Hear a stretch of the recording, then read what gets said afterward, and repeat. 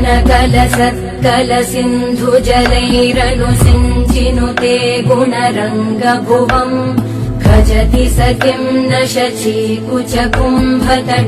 परिरम्भसुखानुभवम् तव चरणं शरणं करवाणि न तामरवाणि निवासि शिवम् जय जय हे महिषासुरमर्दिनि रम्यकपर्दिनि शैलसुते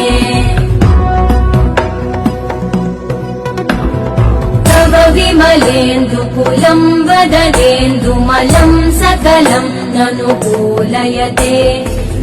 पुरुहूतपुरेन्दुमुखी सुमुखी विरसु विमुखी क्रियते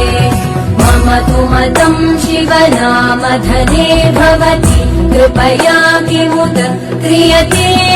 जय जय हे